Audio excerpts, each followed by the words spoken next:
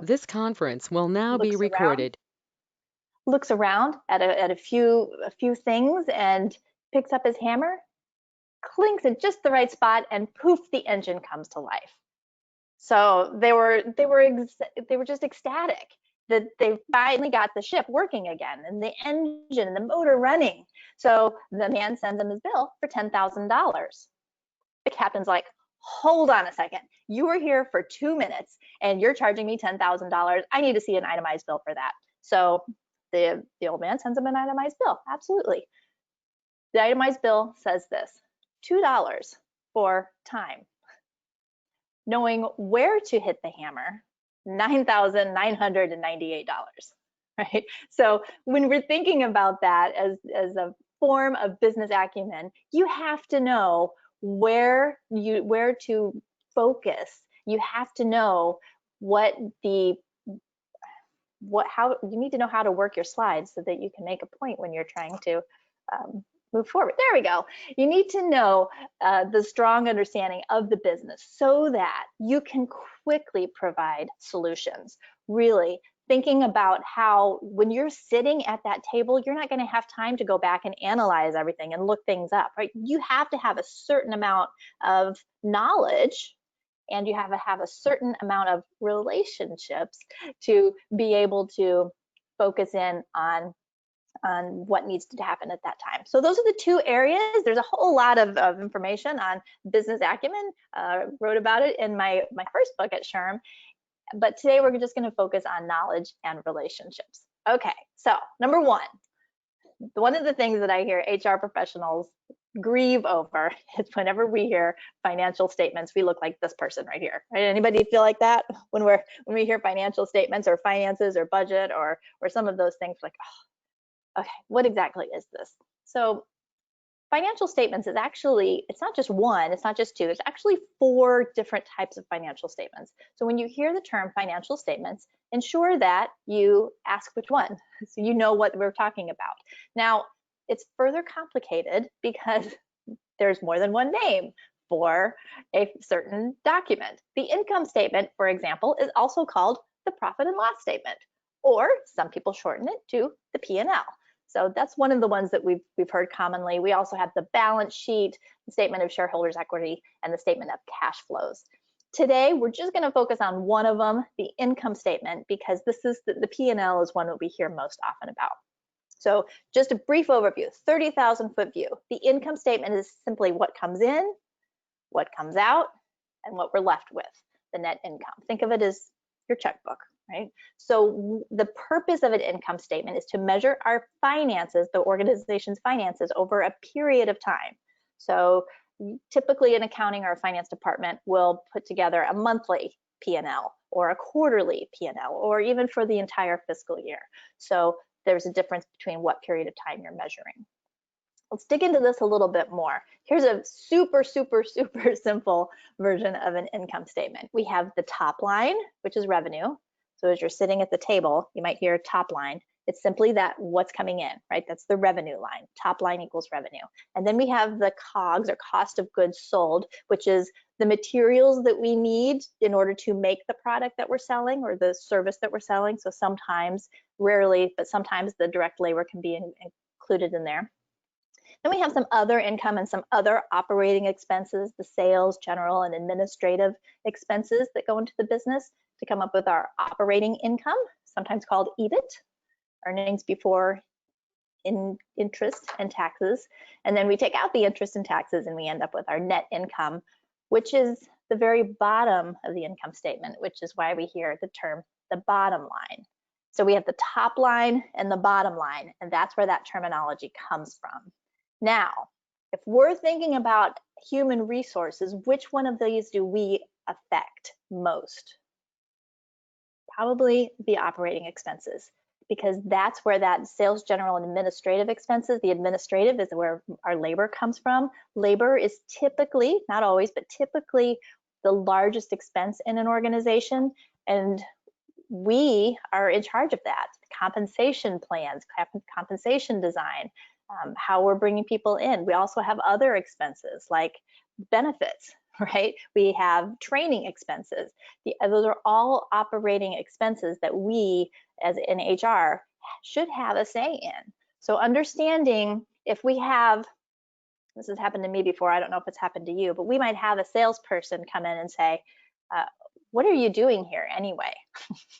I was in HR the first time, a small company, first HR director they'd ever had, and the salesperson came in and said, what do you do here anyway?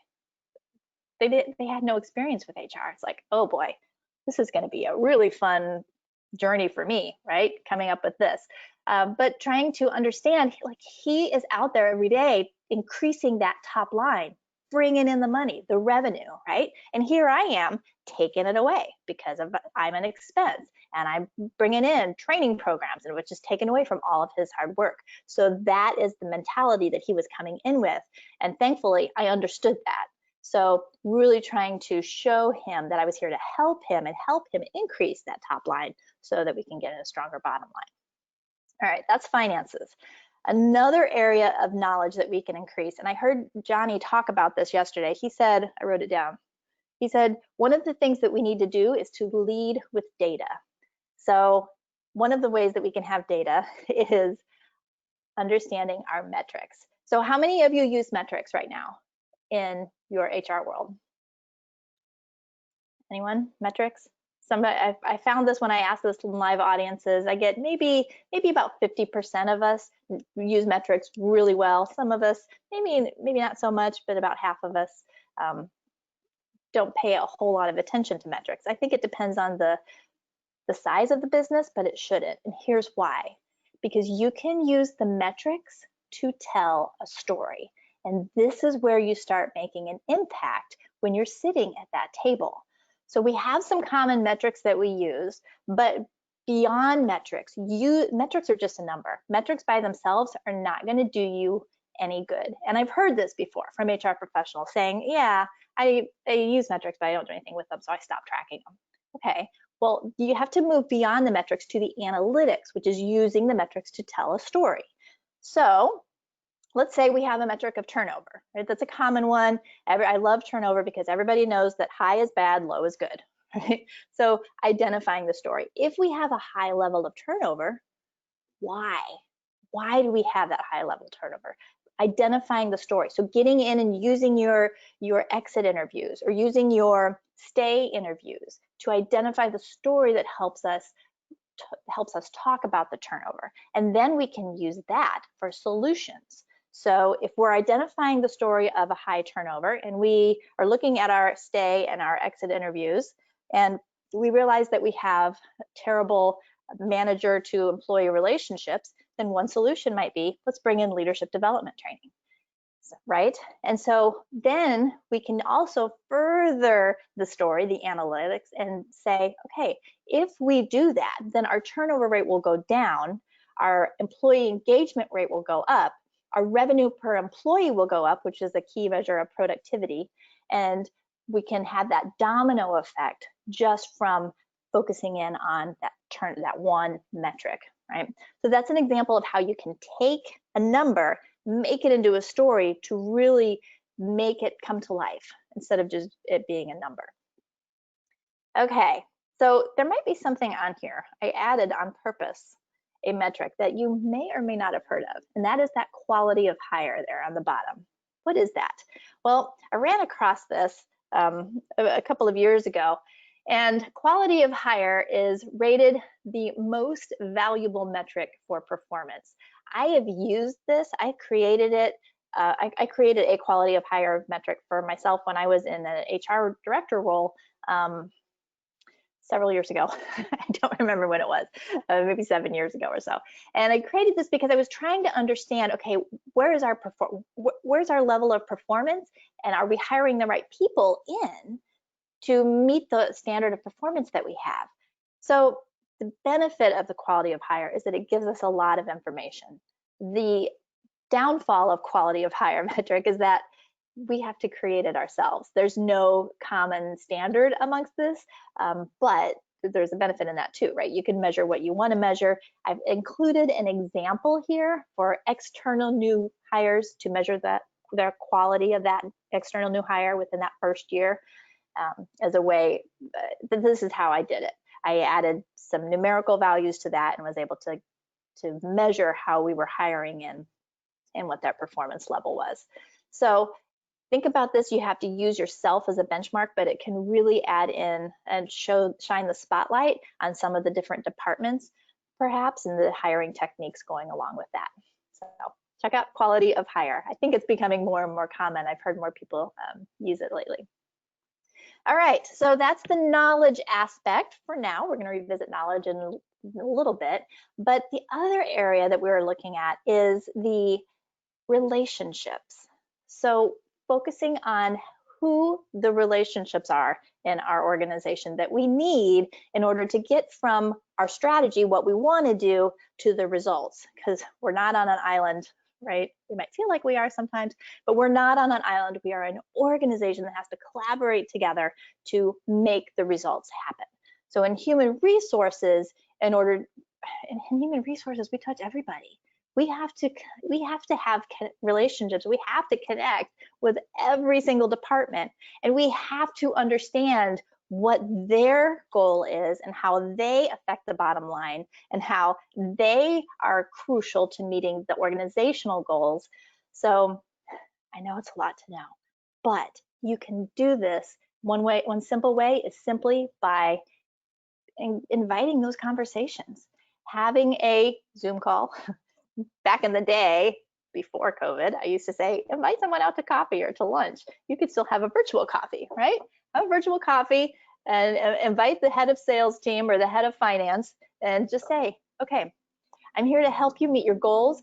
How can I help? Right? Simply ask that question. How can I help you?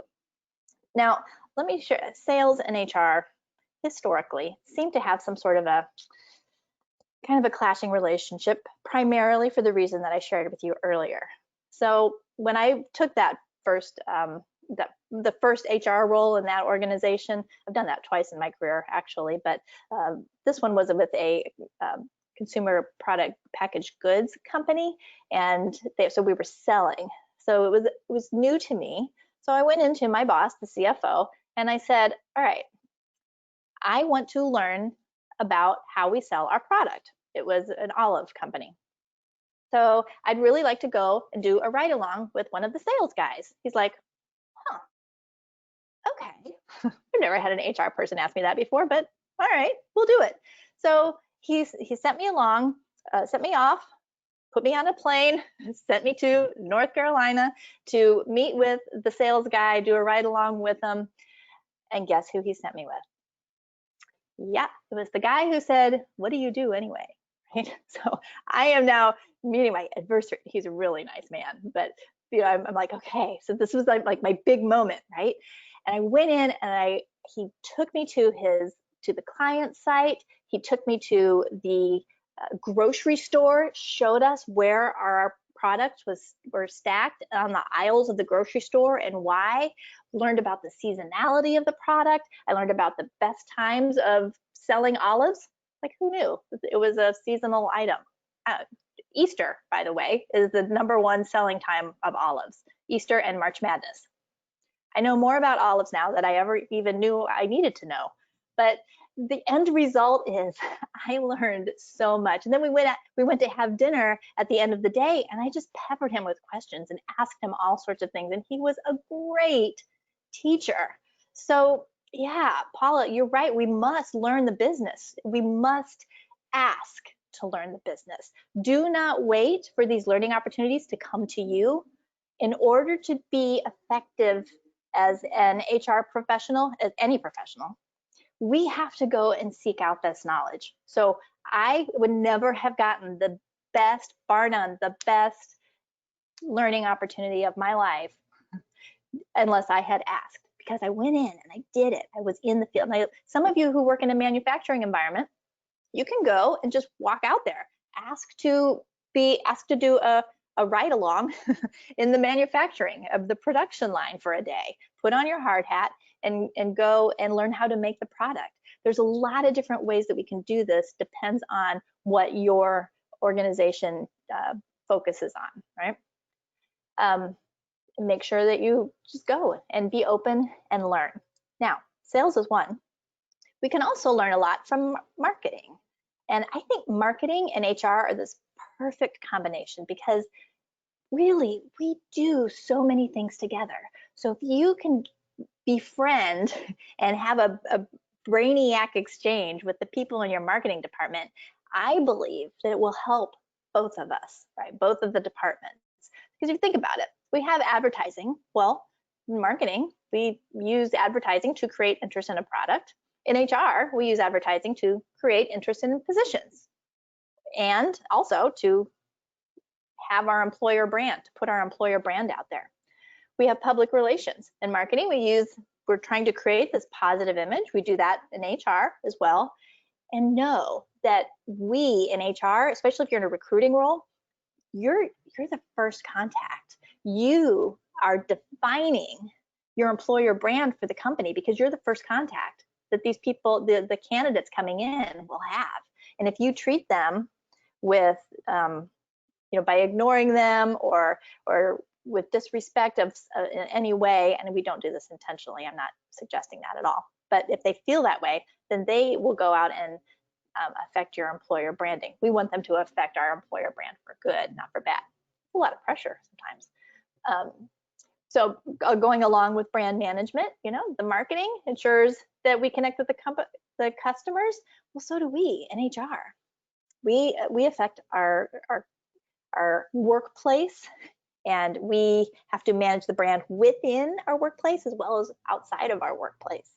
We also do marketing research in marketing. We do that in HR as well. So really making sure that we understand the external environment and what's going on out there. Marketing also does promotions for our product or for our service, and in HR, of course, we promote a lot of things too, whether it's an event, whether it's training, whether it's communicating via newsletters. There's a lot of different ways that we can use our marketing skills in human resources to further us along as well. And this is, again, going along with the relationships, not only with department heads and individuals in the departments, but as the employee base as a whole. Now, there is one more thing, one more secret sauce, I like to call it, that we need to really embody in order to develop our business acumen. And I've been kind of touching on it along the way. Johnny touched on it yesterday in his presentation, and that is something that I call entrepreneurial spirit, or that I'm not the only one that calls it that, right? But you don't have to own your own business to have entrepreneurial spirit. Really, any person in your organization, we're talking about HR, you and HR right now, having that intellectual firepower, having that capacity to learn, wanting to learn, and that openness to grow and try new things. Now, I think in our lives right now, openness is one word that keeps hitting me and hitting my heart, because I believe that when we become so positional, that openness closes. And when we understand that we have not only visual diversity, but also we have cognitive diversity and that unseen diversity within us through our experiences, through our lifestyles, through the region of the world that we live in, and just appreciating those and having that openness can help us really increase our social world. I think we're seeing a lot of that right now. So I encourage you to examine how open you are to hearing other people's ideas, to understanding new ideas, as Stephen Covey calls it, seek first to understand, then to be understood. Focusing on those communication skills. I see my friend Susan Kraft is on here. She teaches a course about connected communications, and just really opening that up. So important. So I'm going to give you a couple of ideas that you can consider as you are honing in on your own entrepreneurial spirit, your capacity to learn, and your openness and willingness to try new things. One more word about openness. There is an assessment on a free assessment on, I think it's test123.com. It might be 123test.com. I always forget which one comes first, but it's called the Big Five assessment, and it will test your ability, your level of openness. There's the Big Five personality traits, and I'm totally going off script here, so let me see if I can remember them all. There's openness, conscientiousness, emotional stability, agreeableness, and sorry, it's extroversion. So openness, conscientiousness, extroversion, agreeableness, and our emotional stability. So thinking through taking that assessment and understanding your level of openness can be a great way to kind of make us sit down and go, this might be a great way to grow. Now, there's some other ways. And as we're looking at our knowledge and where we might have some deficits, we have the SHRM Competency Development Plan, which gives you a competency assessment. Again, this is free on SHRM's website. The website is very hard to see, but it's shrm.org/careers, or you can just go to SHRM's website and type in competency assessment or competency development plan. And there are 8 different competencies, behavioral competencies that SHRM says, like, so we have to know what we do in HR, but the behavioral competencies is how we go about doing that. So we have 8 different behavioral competencies. We have the business cluster, which are the topic of my 3 books. We have business acumen, critical evaluation, and consultation. They also have a relationship segment, which is, I'm going to totally forget these right now. We have relationship management and cultural effectiveness, and then we also have a leadership component, which includes leadership and ethics. So just know that those are the behavioral competencies that SHRM says are really important as we're not just doing what we do, the knowledge, but also how we do it. Now, if you want to increase your knowledge, some more of the what, there's a lot of different opportunities for us, especially now in this virtual world that we're living in. One of my favorites is Coursera. You can go on and audit courses for free. You can also get specializations there and pay for them to get a credential or a certificate. But there's just so many thousands of different opportunities here. Financial statements, last time I checked, there were 591 courses on learning more about financial statements, right? So go in there and check that out. It's coursera.org. Might be a great opportunity for you to take some classes. Right now I'm taking a free course in conflict resolution. So a lot of different opportunities there just to enhance your knowledge. And then lastly, of course, you can check out my website withinleadership.com. I do have some online resources there that allow you to get SHRM recertification credits. Some of them are free, some of them are paid. But if you like my presentation style, you can get even more of that at withinleadership.com. Now, you put all of these things together and you are increasing your knowledge, increasing your relationships, then someday you will be able to hold the hammer and be able to know exactly where to ping it to make your whole engine of your organization and your career come to life. So with that, I would love to invite every single one of you to connect with me on LinkedIn. And I would love to open it up for any questions that anyone might have.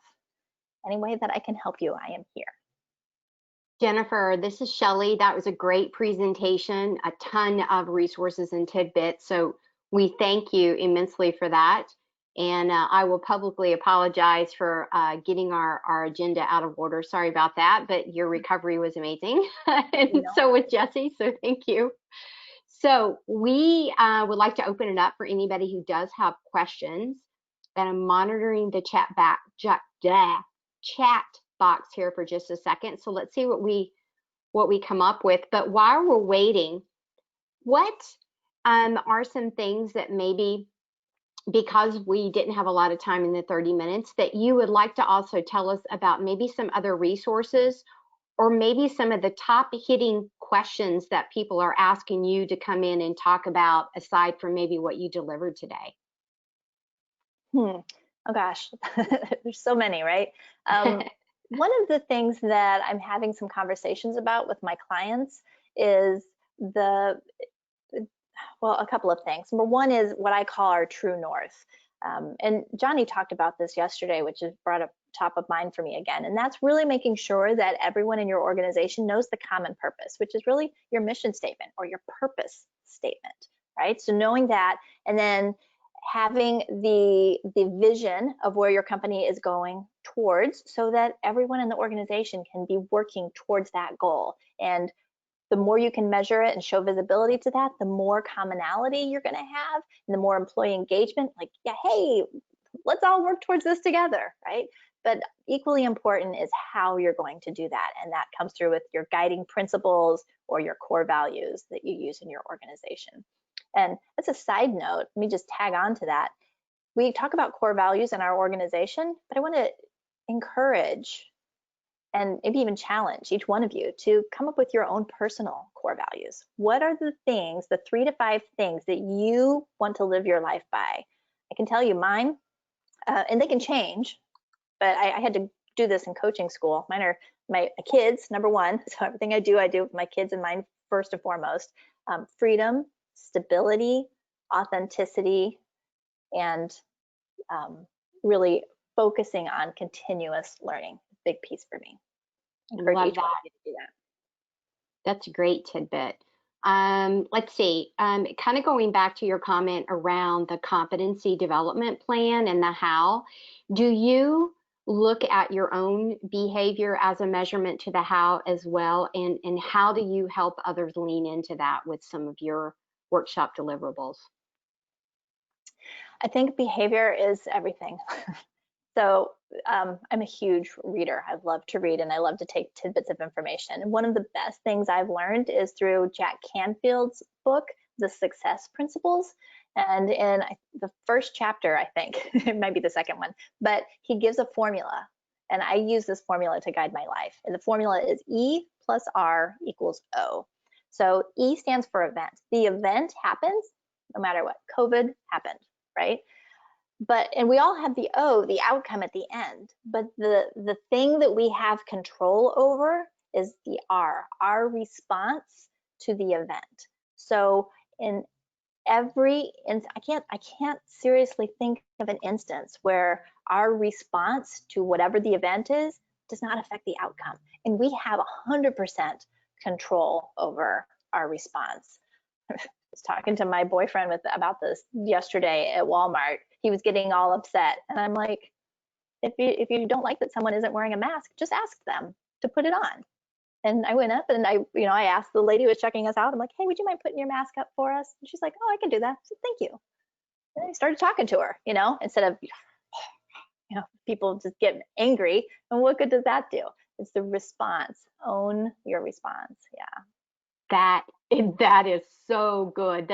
I think when we get everybody's takeaway on your session, there's a lot of things that you gave, but that one is a really good one. Highly applicable in today's environment. Love that. Well, I'm going to give one more chance. Does anybody have any additional questions? And Jennifer, is there anything else that you want to tell us that we have not asked before we put a wrap? And again, thank you for today's session. Oh, it was my pleasure. And I just encourage everyone to just go and be present and live in the moment and be open to other questions, other viewpoints around you. So I'd like to leave us all with a challenge. And something I challenge myself to every day. When you're hit, because sometimes it feels like a punch, right? When you're hit with a viewpoint that is opposing to your own, I challenge you to ask 3 questions. I call it the 3 asks. And ask 3 questions first to try to seek to understand the other person's viewpoint before you make a statement at all. So try that. Another good one, man. That was great. Thank you again. Sahara, I think it's back over to you. Thanks, everyone. Thank you so much, Jennifer. So I'm going to stop the This board conference will now be recorded. And queue up our next speaker's slide. In the meantime, Shelly or Aga, would you mind introducing our next speaker? Yes, thank you. Super excited to introduce our next speaker. I actually have never met Charles Newton in person, but he came highly recommended to a colleague, John Hawley. You guys will meet tomorrow and a couple times this week.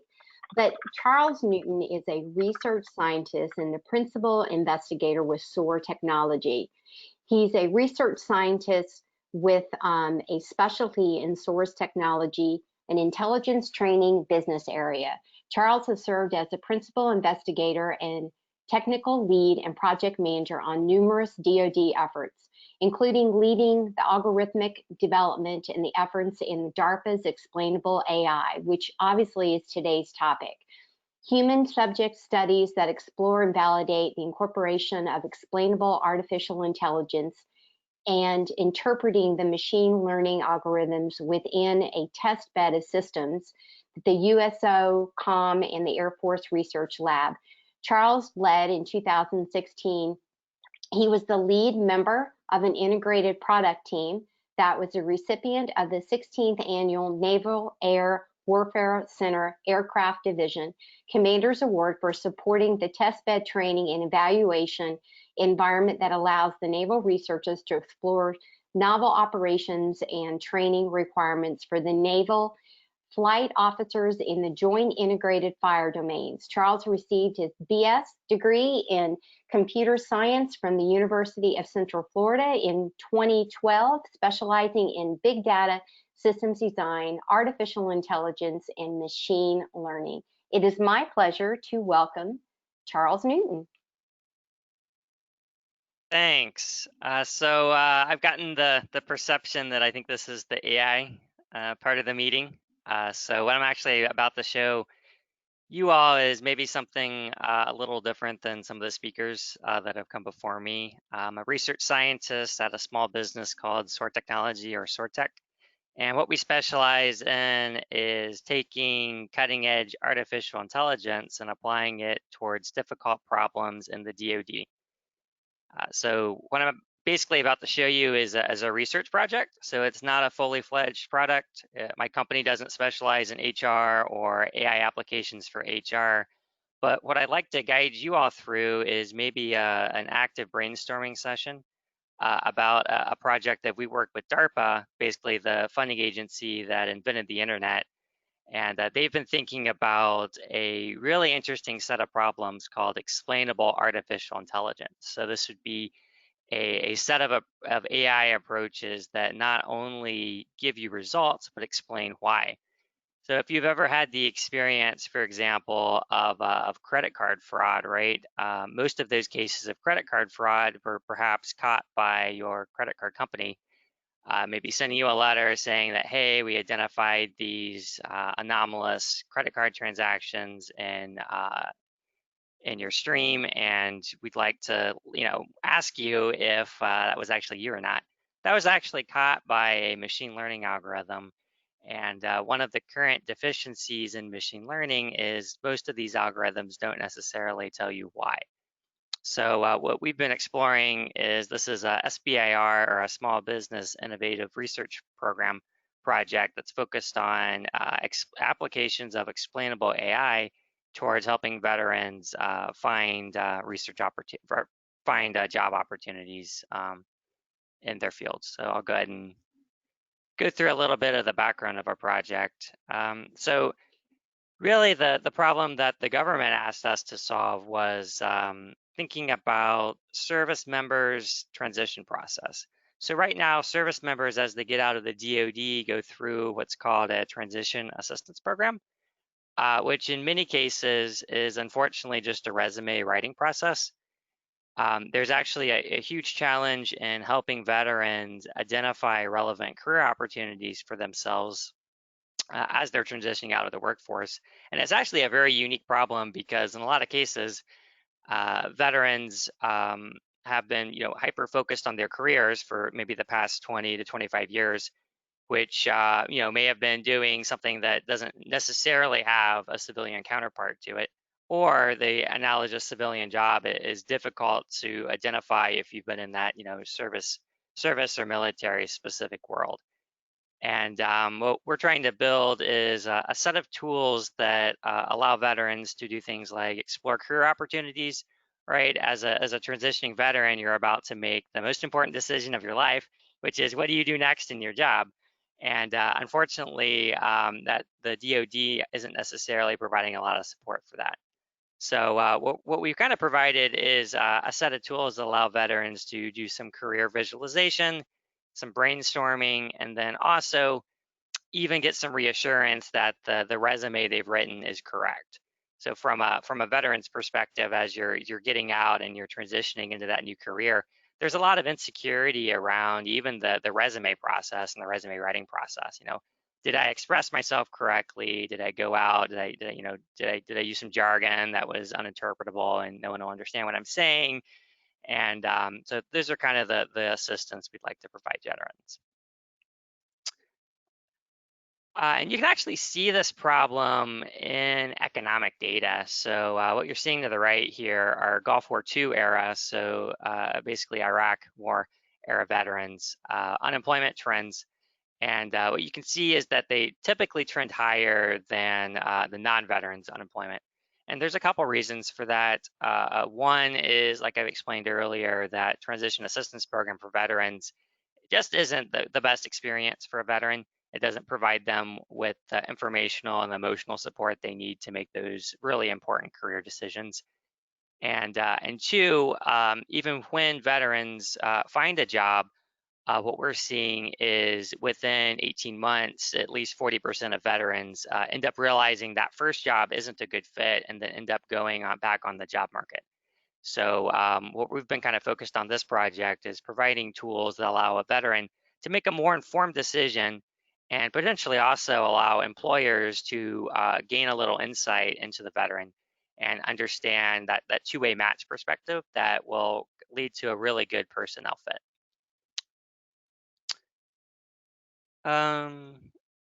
So our approach here, we've developed an explainable AI infrastructure and basically a prototype website. So like I explained before, this is a research project. This is basically a science fair project in some ways, maybe a glorified funded science fair project by the DoD. So we went into this not really knowing if we could make explainable AI work for veterans or in an HR or an IO psychology use case. And what we came out with, we were really happy with on the project here.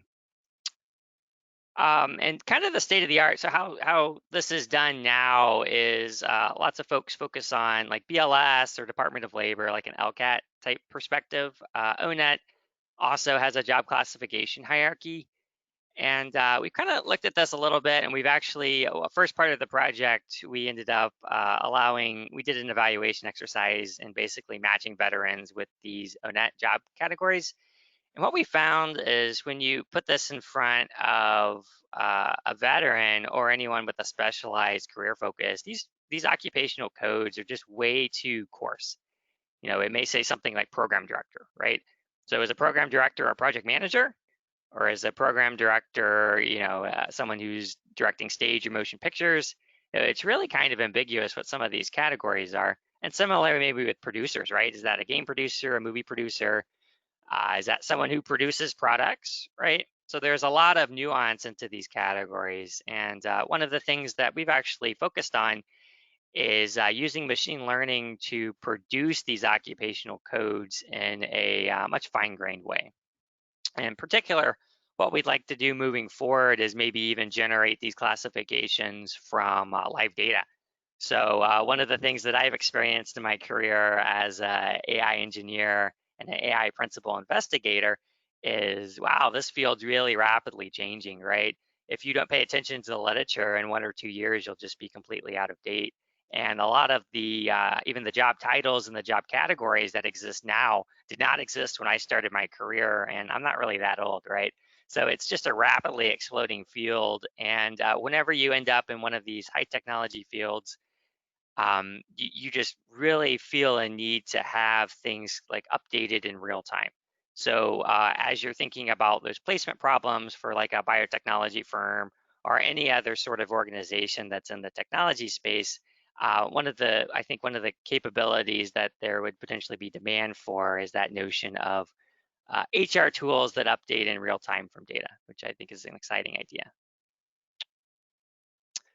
So here's actually one of the tools that we developed. You can kind of think of this as maybe an resume X-ray tool. So what we've got here is a resume, I believe from one of our engineers on the project. And what we've been able to categorize is a software engineer annotation. So this is a role. So you can think about this as a drill down version of the BLS labor category, or a Department of Labor LCAT, or a category in the ONET classification hierarchy. And one of the great things you can do here is actually go into a resume and see where those roles are coming out in the resume. And this allows two things. One, I think as an HR professional, this allows you to really drill down and see some support into new areas. So I think when I read a resume, I'm really comfortable reading resumes in like computer science or computer programming or machine learning. But occasionally, in my organization, I'm asked to review a resume in an area that's not my area of expertise. And from that decision support perspective, I'd really like to have some support that allows me to look at a resume, and when someone's asking me to fill that role, and pointing me towards maybe areas of that resume that filled that role that maybe I didn't consider actually supported that position.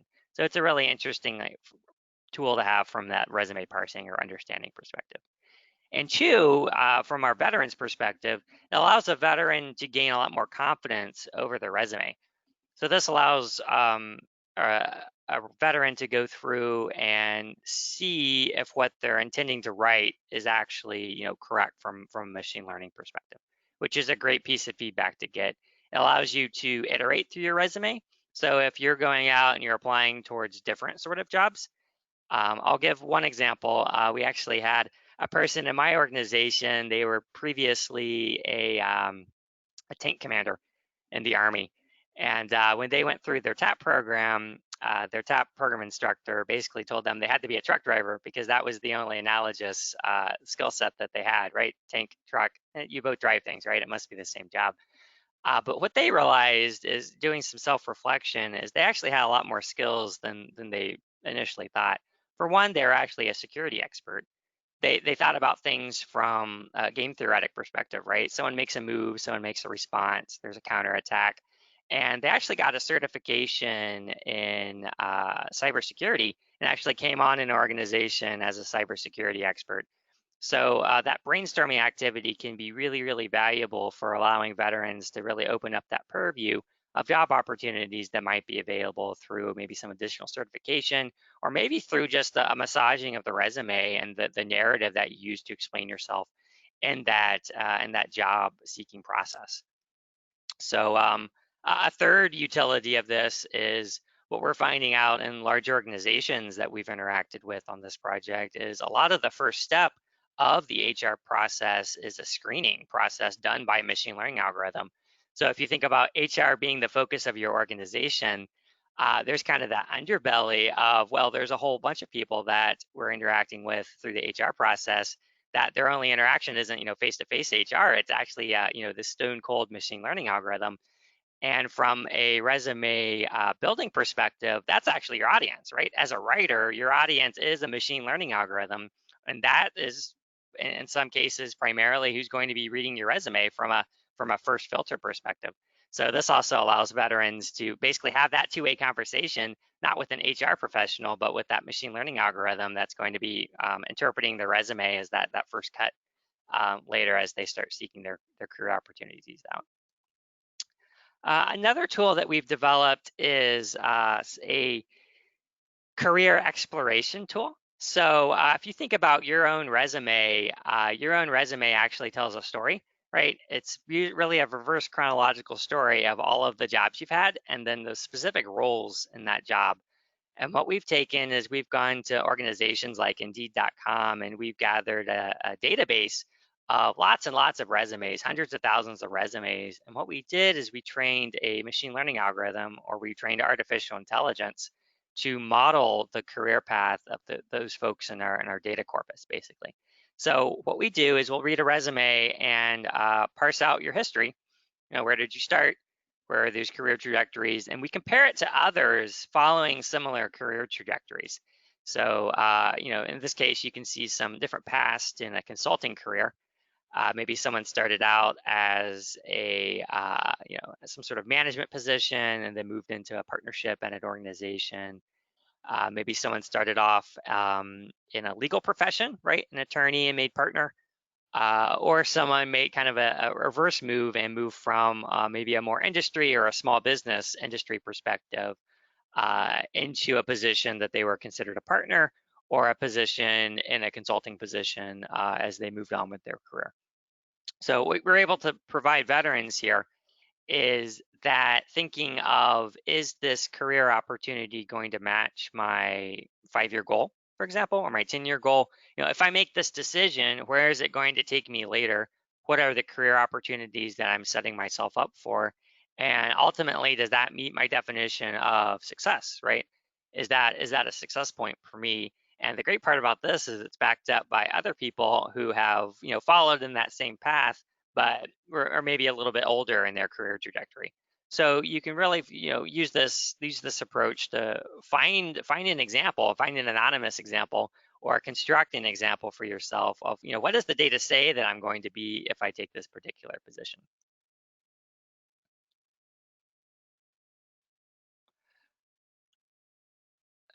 One of the cool pieces of technology we're using is OpenAI's GPT-2.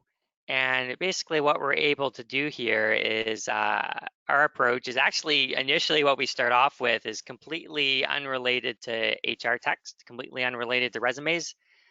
We take scrape data. There's organizations out here called Common Crawl and some other organizations that they'll take things like Wikipedia. And what we do is we build this like general language model. So you can think about this as maybe a child going out into the world, and right before you pick a specialization in your career, right, what do? Well, you just spent 18 years, going through various subjects in school, interacting with parents, mentors, coaches, etc., and picking up on all sorts of representations of your world through language. So we take our machine learning algorithm, we basically do it the same thing. We'll take it through, billions of examples of documents, and it builds up kind of this notion of what language is from scratch, from no prior knowledge of what language is. And then we start gradually introducing some domain knowledge. So we'll take this algorithm that was trained in just general purpose English, conversational English, Wikipedia, etc. And then we start introducing, here's what a resume is. Here's what a job description is. Here's what a career path is. And we slowly introduce that structure until what comes out of this process is actually this machine learning model that's specialized towards a task. And what's really exciting about this particular way of modeling that language problem is we can really take this and apply it towards a variety of different natural language processing domains. Really anything in HR that you can boil down into a language-specific task, we can apply this architecture and start attacking that from a machine learning perspective. So this kind of approach has been around for only about 2 years, but I really see this really flexible general purpose natural language infrastructure being able to open up a lot of possibilities and applications of AI and machine learning towards, I would say, areas that have folks like myself aren't really super aware of, which is, HR, any sort of other occupational like IO psychology domain. I think there's a lot of low-hanging fruit about applying these kind of algorithmic approaches towards those problem sets in general. Just to go into a little more detail about kind of our particular secret sauce and our approach is one of the things that we can do is we can take some language and apply some context and actually construct an idea of what that language means within a context. So kind of this constructive example here is we have this affernal word, right? So this is trained on WordNet, which is basically a dictionary. And the goal of this algorithm here is to define affernal. And personally, when I think of affernal, I think of something maybe like a fire, or maybe like something like a hellfire, right? Or maybe something in a poem by Dante. So it has this particular connotation to it. But it actually has a secondary use in the form of a zombie, right? The affernals. Here we've got a contextual example. His roar made the affernals quake. So what we're able to do here is actually disambiguate what this word means within that particular context and actually supply a definition that, you know, isn't a fiery term, but actually starts to go towards the zombie, right? A dead person, a person, a causal agent. And this actually allows us to come up with tailored examples for veterans in our system. So when we look up a particular veteran's resume, for example, not only are we classifying that individual snippet, but we're able to supply some tertiary context associated with it. So we're actually able to take into account some of those softer things, like maybe personal goals, right? Is this going to allow me to, this position going to give me the freedom to travel? All right, or is travel a burden to me, right? I want to be local to my family all the time.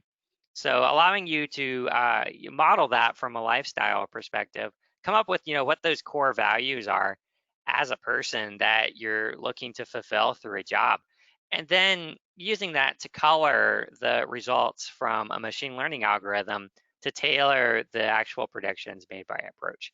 So that's really what we're doing with this kind of contextually driven architecture. Um, and we've evaluated this with synthetic benchmarks. This is actually a really hard natural language processing domain without a lot of prior work. This isn't a frequently attacked problem. So we've come up with some synthetic benchmarks that we're doing really well on. You know, things like 70% correct rates. Thinking about this really interesting problem of this is a kind of AI problem without a clear-cut answer, right? This is like a softer type of AI problem. So as you know, a computer programmer type person, I always have, you know, previously focused on these very crisp problems that, you know, something has a correct answer, right? There's a mathematically correct answer to this. Whereas, you know, in HR, there's a much softer notion to what correct is, right? You know, is it fulfilling someone's goals, right? There's partially right answers. There's opportunities for growth and mistakes, right? So there's also, it's a different kind of problem nuance associated with this.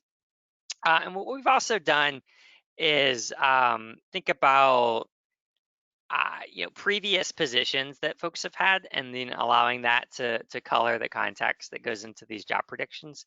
So if we talk about, you know, something benign like software delivery life cycles, if we think about how do we classify someone's job category in that direction, we're actually able to incorporate that context in some different ways as well. So if we talk about software delivery from maybe a software engineer perspective, you maybe be focused on individual contributor activities, you know, sitting in that dark room and coding for hours on end. Whereas, you know, if you start mentioning, you know, maybe some people-oriented terms as context, we're able to kind of tailor those job selections. And this architecture here, what we've done is it's basically just a map. So you feed it some occupational text and it just tells you what it is here. We've done some comparisons, both with existing approaches. So kind of this is maybe a state-of-the-art approach in 2020. There is some previous approaches, which is called sequence to sequence, that were really popular in 2014. We've compared them with veterans that we've gone out and built relationships with, and taken their resumes and kind of walked them through what we're doing. We've partnered with some veteran hiring organizations that have been gracious enough to supply us with some veterans in their personal network. And we've evaluated the usability. We've done some synthetic benchmarks that AI and machine learning folks have gone out and compared with in the past. And what's really interesting is that what we kind of found with this new architecture is it makes better mistakes. So the previous approaches that were popular maybe earlier last decade really did a poor job making a mistake. With these new approaches that are based on this GPT-2 architecture, what we're finding is when a user looks at it, the veterans more aptly able to identify with what the algorithm produced, whereas with older approaches, that like self-identification isn't there. And that's actually, I think, one of the most important factors for one of these machine learning algorithms, especially with explainability, is that users really want to understand maybe even part of themselves and see a reflection of themselves in that resume, and get that read back to them as kind of a, you know, a self-soothing, like, oh, I definitely wrote my resume right because it's read back to me and it's reflected back to me correctly. And we're able to see as this kind of GPT-2 process is able to do that more frequently. So what are we doing next on the project? We're going to be probably tackling this hierarchy extraction. I think it's a really interesting problem to think about this ONET, or this, enriched ontology of job descriptions, and how can we take ONET, extend it, or take a labor category produced by the Department of Labor, a Bureau of Labor Statistics, and how do we extend those and enrich those? How do we start off from that, a committee designed this or an expert designed this, and then we know it's correct, and then how do we augment it with artificial intelligence and machine learning to kind of build out the leaves of that tree? So you can think of this as kind of a process where, if we start off with a solid foundation, and then it doesn't give the machine learning algorithms and the AI algorithms too much of an opportunity to make a mistake if we start out with that foundation. We'd also like to explore larger scale language models, basically taking into account more and more information. This field of artificial intelligence is really exploding. When I talk about scale here, these models now have billions and billions of parameters. The particular model we're using on this project has 1.5 billion parameters, and these kind of parameters are exploding on an exponential basis.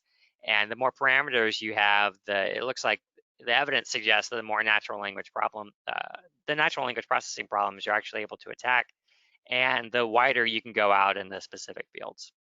And we'd also like to take into account, additional sources of relational data about folks, including those preferences for success, core values, core competencies, maybe even things like 5-year goals, etc. So thank you all for allowing me to, come here and talk to you a little bit about what we're doing at SORTEC with artificial intelligence and machine learning for HR type applications. And I'd like to open up the floor to questions. I think there's a lot of opportunity for some exciting multidisciplinary collaboration with folks in HR. And this is a science project, so really no idea is wrong in this case. Charles, this was really great. I have to admit there's so much information inside of this to unpack. There are just so many possibilities around the research that you guys have done here.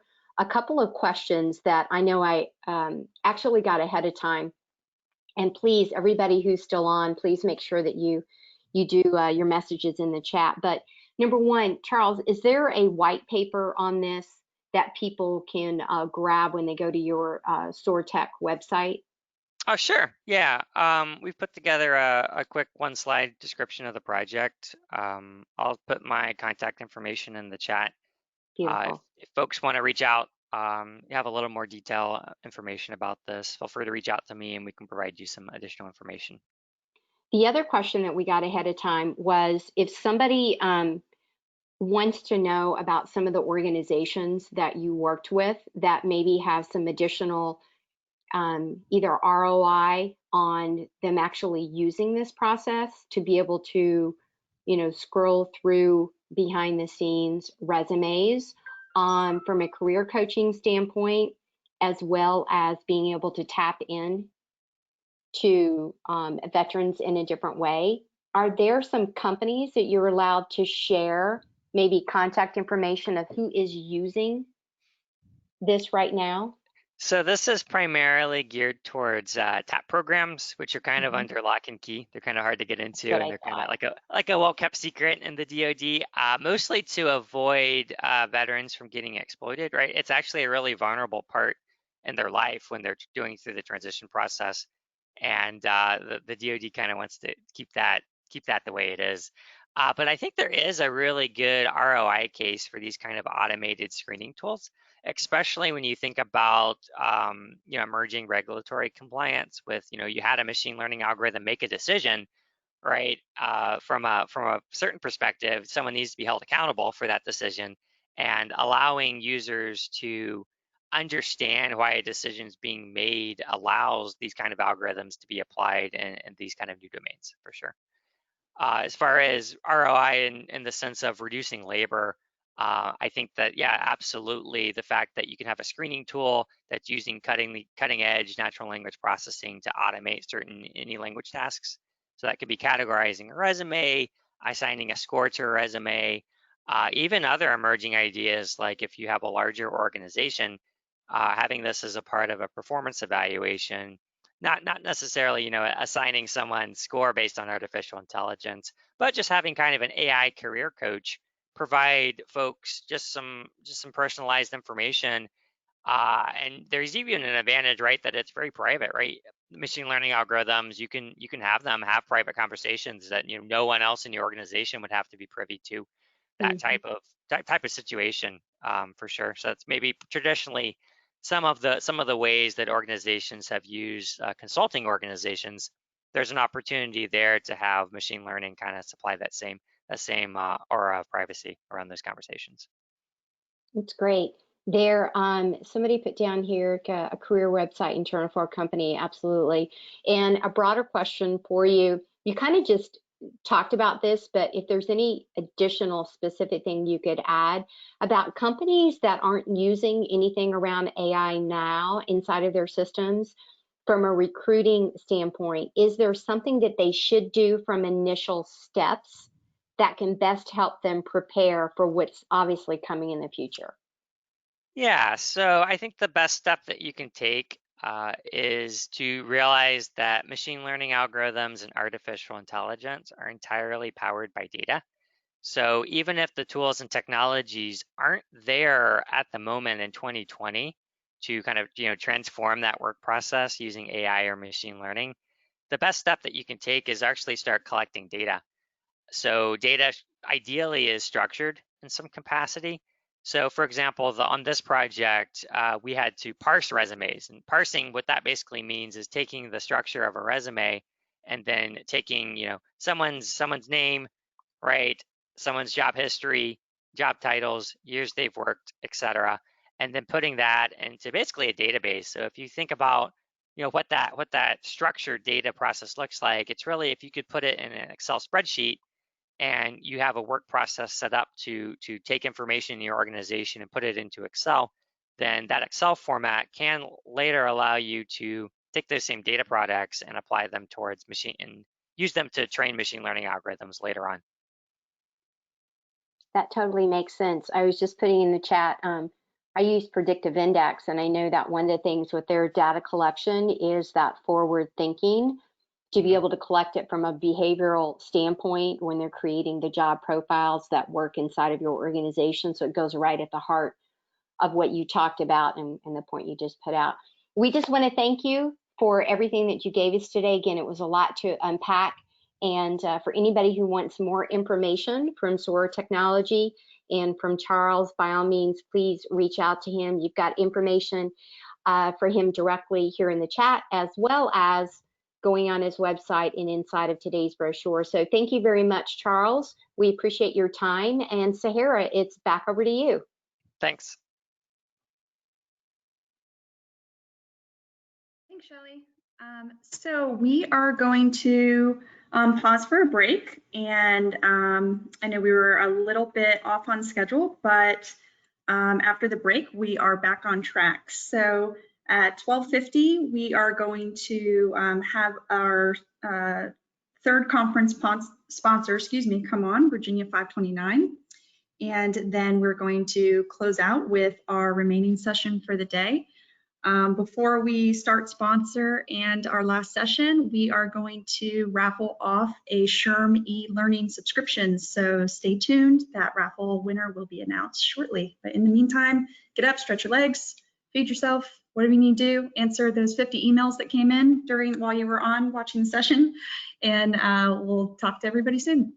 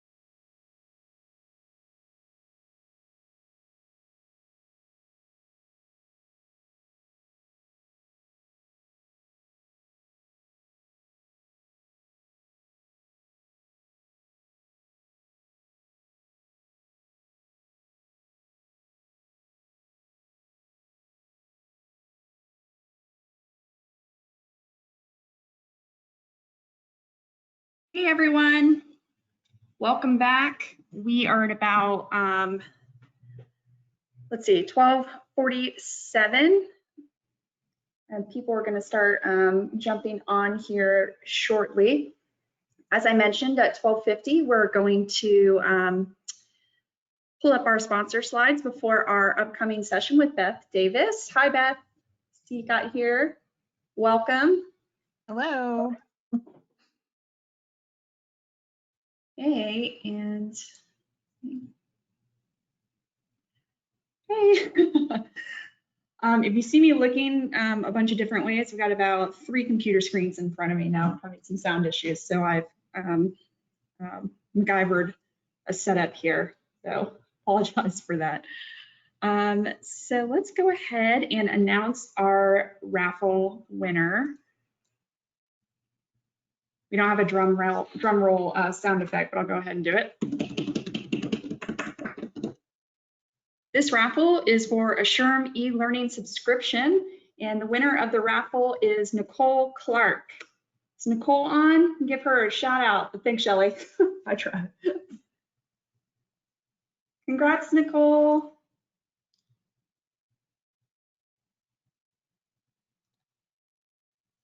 Nice. I'm seeing some love in the chat. Fantastic. Awesome. And Nicole, either Angela or Julia will be in touch to get you squared away with that, but congratulations. So we are at a couple minutes prior, actually right about time. So just to do a quick recap really quick on slides and recordings. So some of the sessions we are going to be able to record, and the ones that we can't record, we're going to send slides for out. A lot of that information is going to be sent out after the conference concludes, so just bear with us. This is a new process for us, so we're kind of learning as we go a little bit. But at the conclusion of the conference, and you've probably seen it on the break slides, just keep an eye out for some upcoming information. We're also going to be sending out the SHRM and HRCI credit activity numbers for you to have as well. So let's go ahead and see if Meryl, can you hear me, Meryl?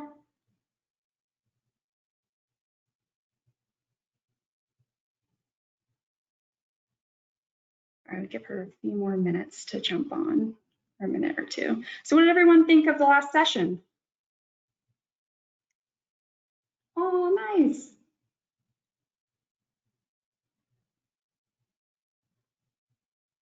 Yeah, very interesting.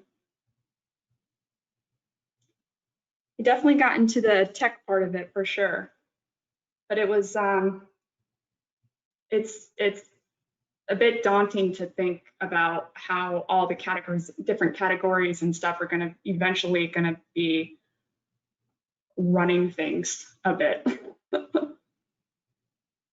Yeah, Shelly, future is crazy for sure with possibilities.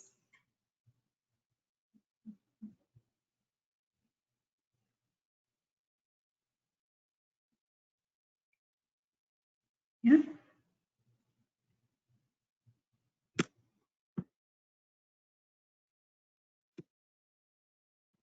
All right. Let's see.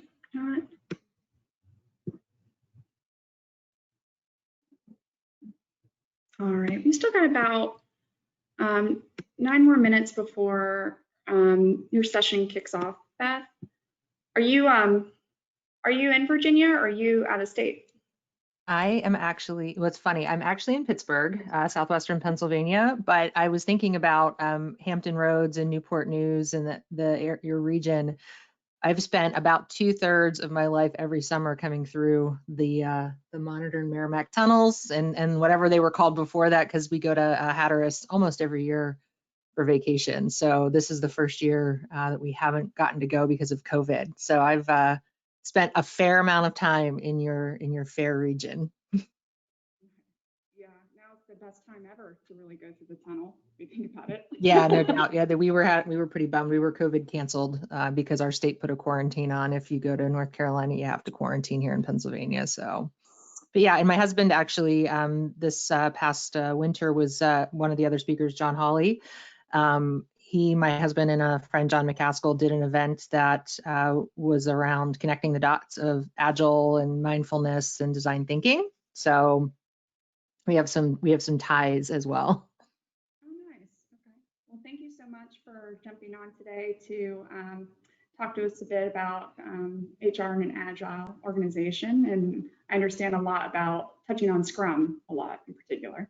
Yeah, and it's I got a chance to pop in and out this morning, and I've got some definitely powerful weaving opportunities with Jennifer and Charles's talks. I think it'll kind of weave everything together into a nice little sweater for today's sessions, I hope.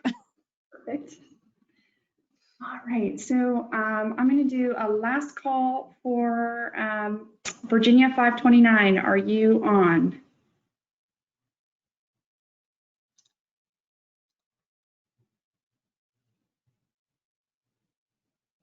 No.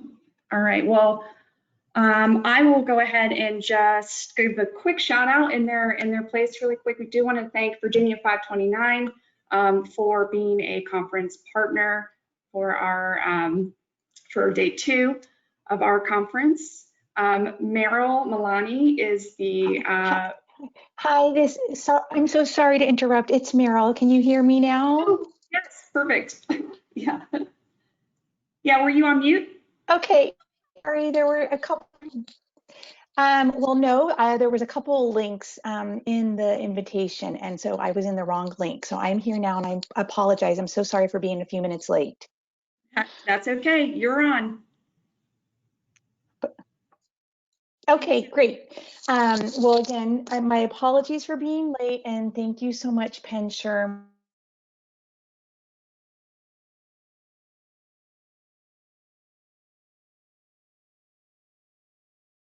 No problem, Meryl. Go ahead and you've For got this opportunity. So as you know, connect with your members this afternoon. I'm really excited to be here. So I work, and while I'm sure many of you know that we are the state agency, 529. Can you hear me? Hello? Oh, I'm speaking. Hi, Meryl. You're breaking up quite a bit. Can you hear me? Yes. Hi. Okay. Again, I'm not sure what's going on with my today. That was my. I'm not sure what that was. So, I'm not sure how much you heard, but I just wanted to thank PenSHRM for this opportunity to connect with your members this afternoon, and I'm really excited to be here virtually. I work for Virginia 529, and while many of you know that we are the state agency that manages our higher education savings plan in Virginia, today I'm here to talk to you specifically about our Virginia 529 at Work program. So can you still hear me?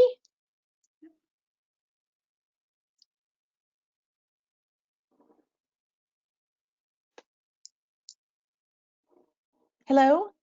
Yep, we can still hear you. Okay, great. So most financial experts would agree that 529 is a great way to save for higher education, yet is estimated that fewer than 18% of people with children under age 18 actually have 529 accounts. Families want to save and actually need to save, but may not know about 529s, may have some misconceptions about 529s, or just don't know how to get started. And all of this means that not enough families are saving, and ultimately you're burdened with student loans. And as we know, student loan debt is a really big problem in our country. So that's where you as the employer can really help, because you have this unique opportunity to help educate your employees about saving for higher education. Your employees trust you, and research shows that employees want to make financial decisions, but do look for guidance from employers. And so they are more likely, for example, to attend an info session that you schedule than perhaps seeking the information out on their own. But currently, only about 10% of consumers learn information on college savings through their employer. And so we think this is such a huge opportunity for employers to stand out with a more robust benefit offering by meeting employees at their state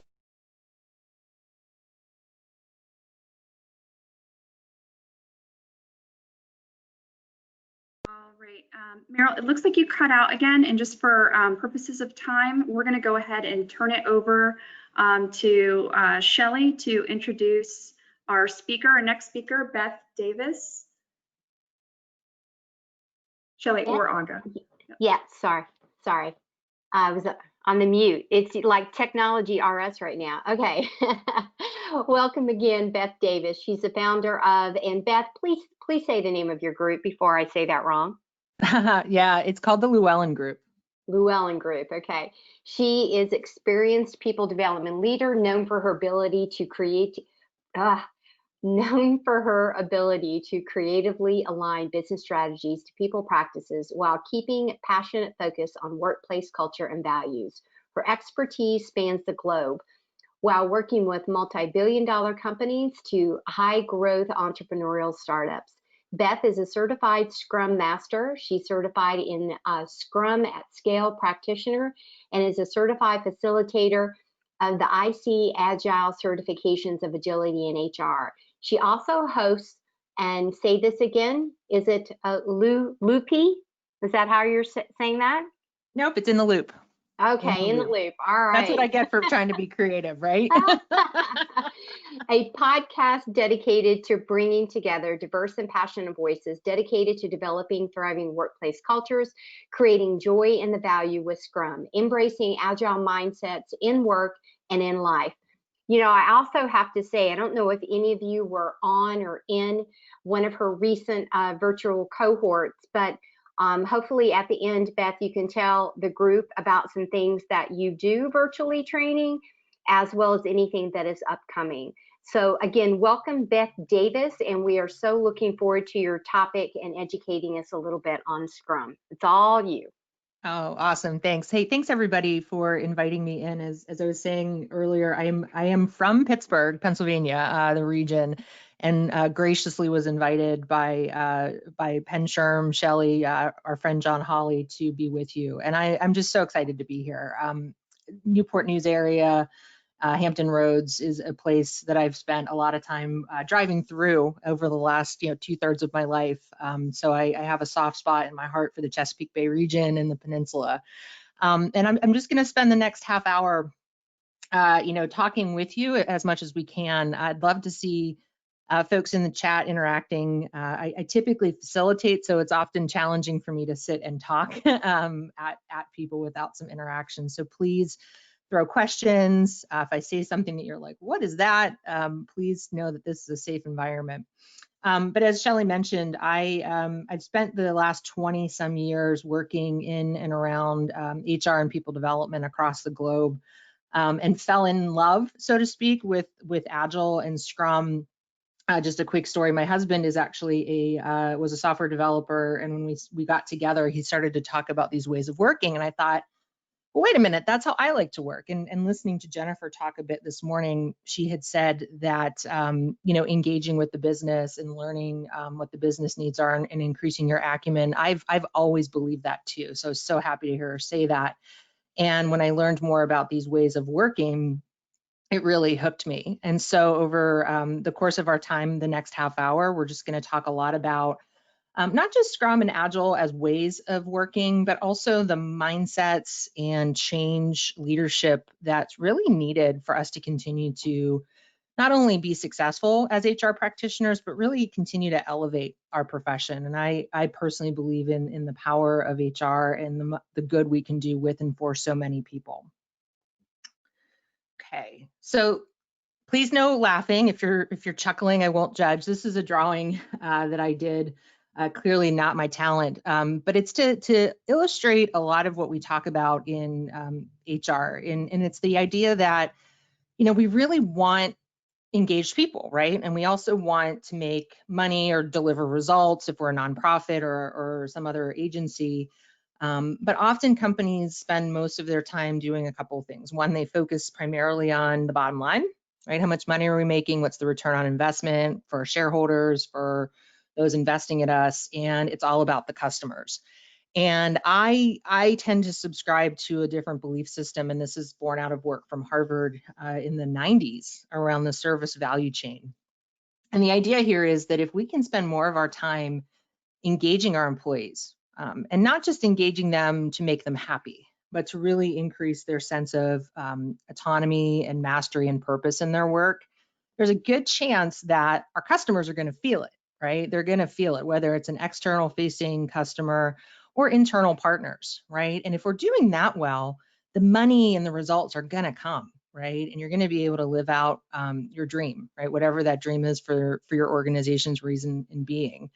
And it creates what I think is an attraction culture, right? You're attracting people, you're attracting more customers, and you get to persist as an organization.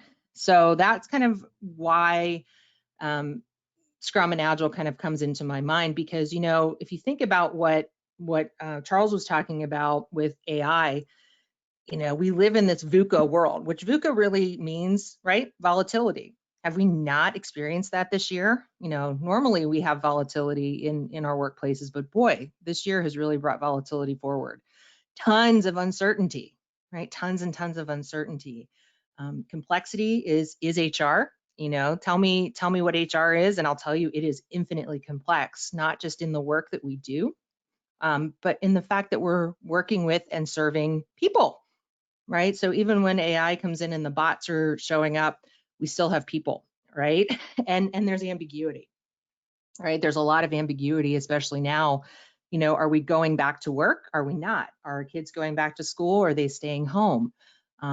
What's next in technology, right? And so when we're in that VUCA world, yeah, thanks, Shelley. It is a VUCA world for sure. I feel like there's a Charlie and the Chocolate Factory song there. You know, it's a marshmallow world. Maybe that's not from the movie. Anyways, but this idea of VUCA, right? So how do we deal with that? Well, often what happens in HR, and quite frankly, lots of our organizations, we get really into project management. And I myself, you know, 10, 15 years ago was a PMP. I actually have let that go. Probably crazy to some of you, but you know, this idea of project management, right? We have a strategy on HR, you know, we're trying to design the right solution, we're trying to test it out, we're trying to get it out into the organization. And traditionally in project management, that's called waterfall. The thing is, you know, a lot of our project management outside of HR has shifted towards a more agile approach, which we are going to talk about here in a little bit. But the waterfall of HR, finance, and other, you know, more corporate functions hasn't necessarily caught up yet to a more agile way of working. And I chuckle because I've led plenty of teams where, you know, we set out these grand plans for HR and how we're going to partner with the business on talent management and recruitment strategy and all that happy stuff. And oh, by the way, we've got to implement a new system. And then there's some new laws that came out, but we have a plan, right? Well, the plan never goes to plan, does it? Has anyone's plan actually worked that way? Ever changing. Thanks, Charlene. Yeah, and it's the reality. And part of creating an agile culture, to tie this into the theme, is being able to deal in reality, the good, the bad, the ugly, the unexpected, and adapt, right? Inspect and adapt. And so I'd ask in the chat, if I said to you, if you feel compelled to respond, what does being agile mean to you? Let's see what some adjectives come out in the chat. What does being agile actually mean to you personally? I think Charlene, flexible. Yeah. Adaptable. Yeah. What else? What more? Open to change. Thanks for that. Yeah, going with the flow, Jared. Thank you. Open, pivoting, ready to change. Right. These are all great adjectives. Supportive, and I love that is the language that's coming forward. Oftentimes, people think agile, or they hear that word, they think it's about going faster, right? Or it's chaotic change and adaptability towards no purpose. It's just reactive. And I'm here to tell you that it's not. It's truly that. It's ready to change. Lakeisha, thank you. It's this idea of ready to change in service to our goals and to where we're trying to head. And from an HR standpoint, you know, we maybe more than any other profession deal with change. Those of you listening in, I will make an assumption that some of you have experience with Agile, either because you're working with folks who do Scrum, maybe you've read some things, but just for some basic history, the Agile Manifesto came about in 2001, and it was a group of IT professionals, a few who I've met, Ken Schwaber and Jeff Sutherland, who co-created Scrum, you know, got together and they talked about there's got to just be a better way, right? So at that time of our history, I was in my 20s working for a high-tech startup in Pittsburgh called Free Markets, which is now SAP Ariba. And technology was fun, and we were people development back then in 1999 and 2000, and we got to work with the business and play with technology and really create things together. But then over time, we started to move away from this idea of working together, and we siloed up, got into resource allocation mindset. And on the product side, right, technology product side, it really got complicated to get products to market. So the manifesto was born out of this idea of things we value more than others, right? So, and you'll love this, hopefully, as an HR professional, the very first thing in the manifesto is individuals and interactions over process and tools, right? We value processes and tools, but we value individuals and interactions more, right? So sometimes in HR, we think we're the only ones who care about people. But in reality, we all have a stake in making sure that people feel good about working with us, and on down the line. And we can share these slides, PenSHRM, just so you know. So I'm going to jump through a few of these things. But that, Agile is more than ways of doing work, right? We'll talk about Scrum here in a few seconds, but it's a principled approach to working. So if you think about HR and our work, a lot of these principles fit with us too. It's not just for software development. We want to satisfy our customer. Jennifer was talking about that earlier. I've always believed that our customer in HR is everybody, right? And that can be slightly overwhelming sometimes, because you're like, how in the world are we going to satisfy everybody? Well, you're not. But the idea is to recognize who is deriving value from your work, and you're welcoming these changing requirements, delivering products frequently, right?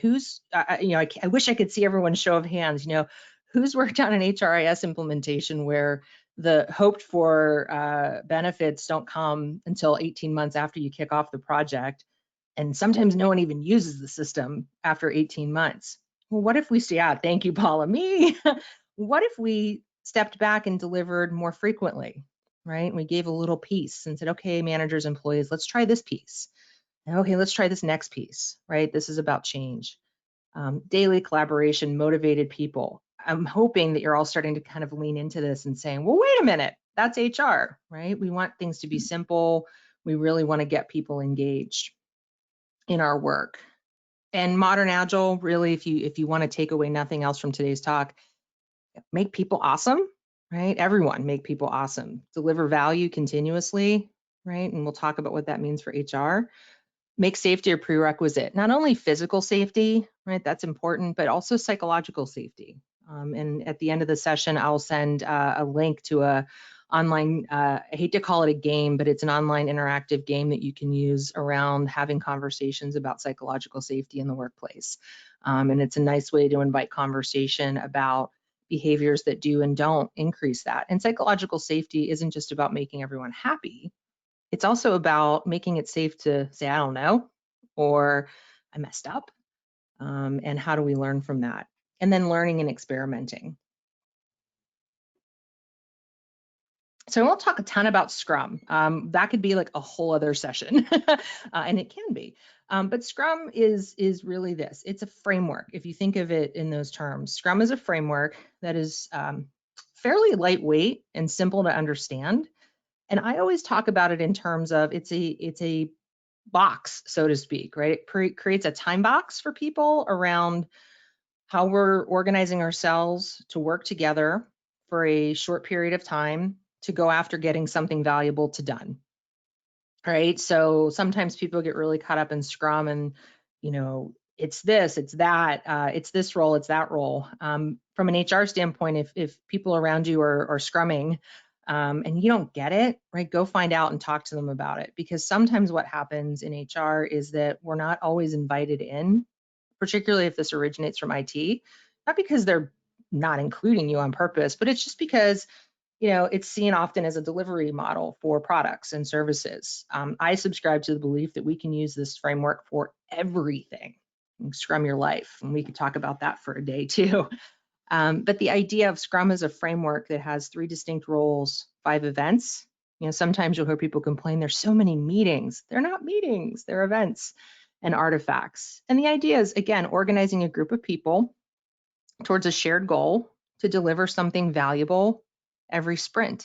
And a sprint is just a fixed period of time, 1 to 4 weeks. What can we get done? Get feedback from our customers and then adapt based on that feedback.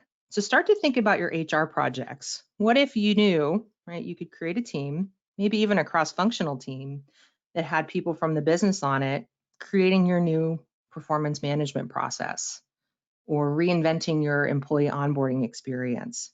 And instead of having a huge project that lasts for, oh, I don't know, 5, 6, 7 months, and you kind of give status updates, what if every week or two you were making incremental change? So what about change? Think about Scrum and the frameworks that we just discussed as the idea in the dimension of work as a system or a process or a structure. I love this quote from David Ulrich from the University of Michigan. 80% of all change efforts fail to produce their intended results. Right? Why do we think that is? Why do we think, maybe in the chat, why do we think change efforts don't always produce their intended results?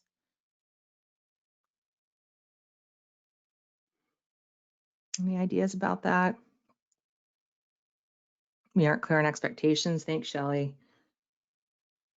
No check-in stakeholders. Yeah, failed communication. People. Yeah, those darn people. It's funny. Someone said to me early in my HR career, if you actually like people, don't work in HR. And that like bummed me out because I really like people.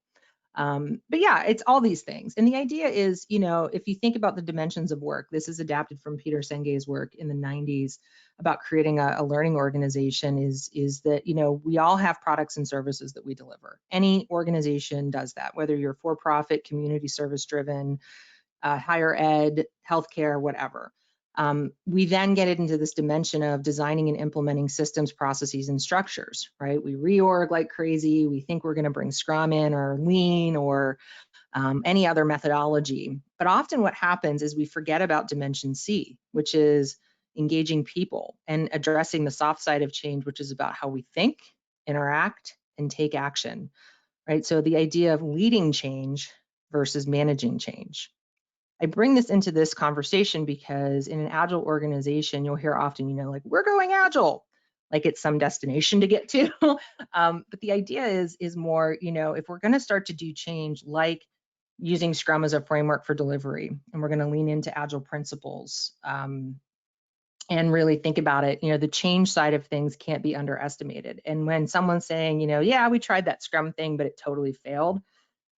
Scrum is really good at unearthing all of your cultural funkiness and some of the not so great things that happen in human behavior and interaction.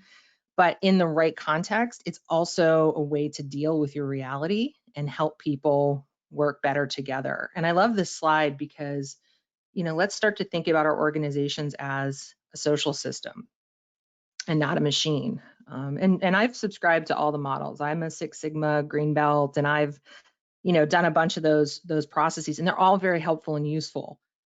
And if we're thinking about if we kind of just change the widgets, the machine will work better. Well, people aren't resources, and I've been on a bandwagon for a long time about, HR, none of us are resources, we're people, and how do we start to tap into human resourcefulness? And Agile is a really important way to do that.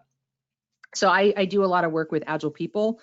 And our manifesto is straightforward from that context, is that an agile culture is one that looks for people who are curious, who want to collaborate, who are really seeking opportunities to experiment and learn, embracing diversity and inclusion to create not only belonging, but also new ideas and innovations and transparency, and deeply connecting with people and business, and this idea of boundary spanning, right? And Jennifer talked this morning about business acumen.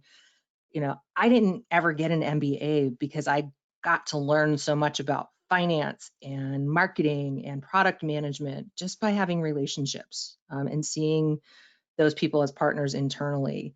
And that if we want an agile culture, we don't have to just do Scrum or use these frameworks. We can start to embrace these principles. And from an HR standpoint, we can lead the way in doing that. This slide will probably overwhelm you, when you do get a copy, I'd ask you to take a look at it and think about the things that you value most.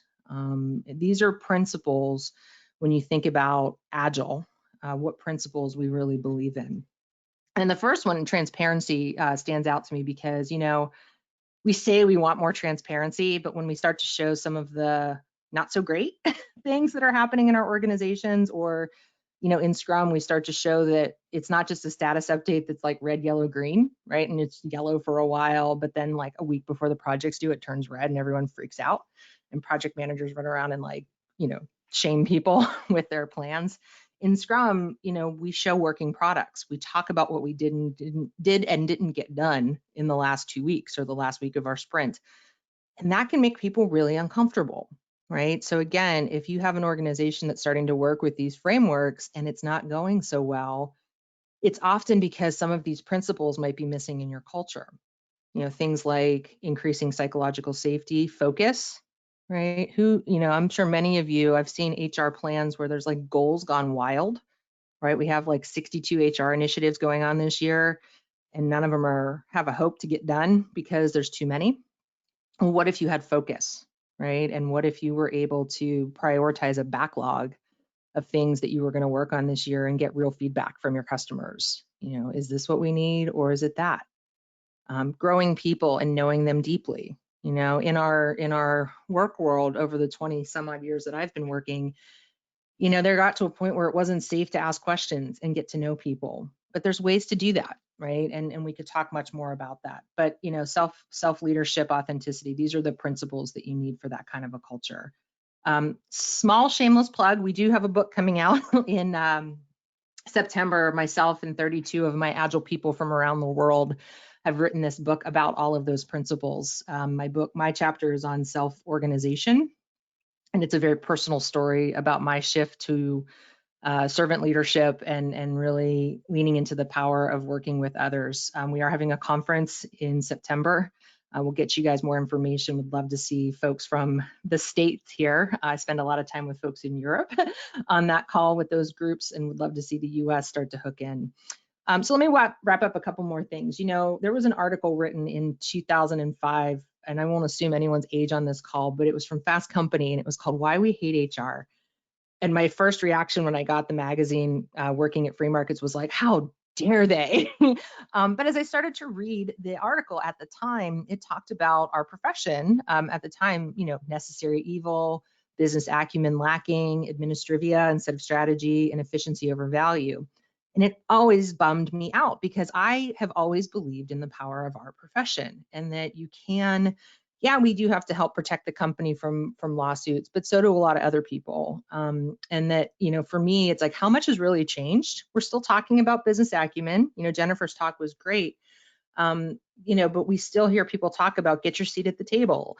Just sit down, you know, have a chat, you know, and see how you can help the business. And I think that, you know, I just recently did a session, not so recently with COVID, but before COVID, we did a workshop here in Pittsburgh with our Pittsburgh HR Association, and we did a Scrum training. And I bring this up because, you know, you can believe in principles all you want, but how do we help HR deliver more value? And some of the folks that were in the room had this to say. You know, they started to understand what was happening around them. They really started to say, gosh, I think we're already doing this a little bit. Now I want to do more.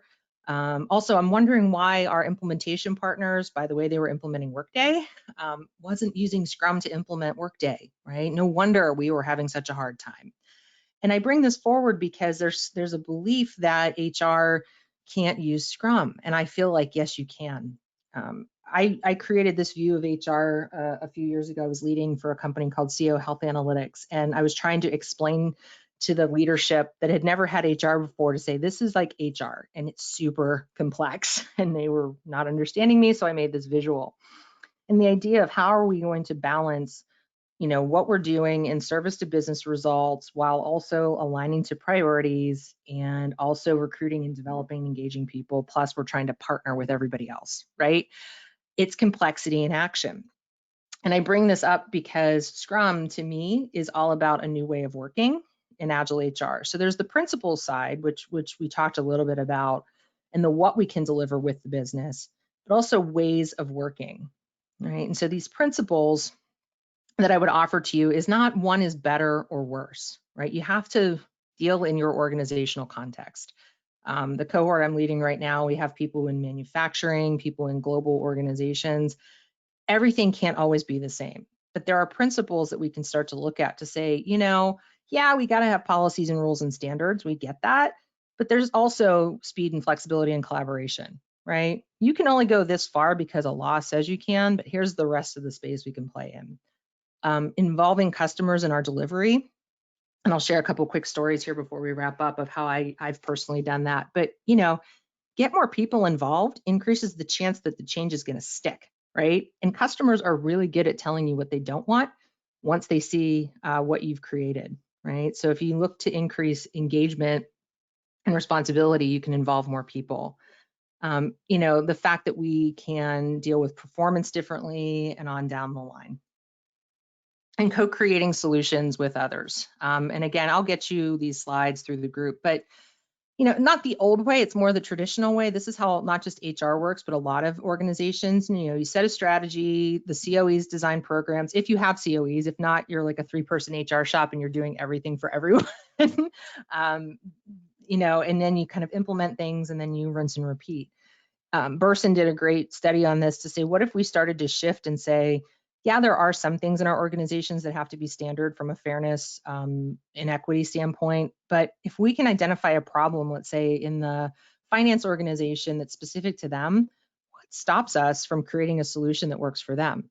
As long as we're transparent, as long as we're clear about the expectations, and let's invite them in to help us co-create, right? It's just a way to think about it. Internal ways of working. So from today's session, you could actually go back and start being agile. I promise. Have a retrospective. Like once a week, I used to sit down with one of my teams and we would just say, sit down or go for a walk. And we'd say, okay, what are like 3 great things that happened this week? What are a few things that got in our way? What do we learn from that? Right. And it was a great way to engage our whole team. And it wasn't just on me as the leader to just be like, okay, we've got it under control. The feedback loops, cross-functional teams, right? I worked in a large healthcare system here in Pennsylvania. It's on my slide. You can pick which one it is. There was this idea that we worked in silos. I was a business partner and I was always trying to invite compensation or compliance or, different people to conversations with the internal teams. And they were like, no, like you can set up a meeting for us to go talk to them, but you don't need to be there. Thought, wow, that's kind of miserable. We're supposed to be one HR, right? So again, how do we start to create the culture where we can engage differently together as an HR team? One of the companies I worked at, we shifted towards this idea of people development, and I'll kind of wrap up with this idea of partnering with the whole company to create a culture where everyone's engaged and motivated. I believe very deeply that we all share in responsibility for HR. And those of us in the profession are there to help others do good with and for others. We don't need to be the experts at everything.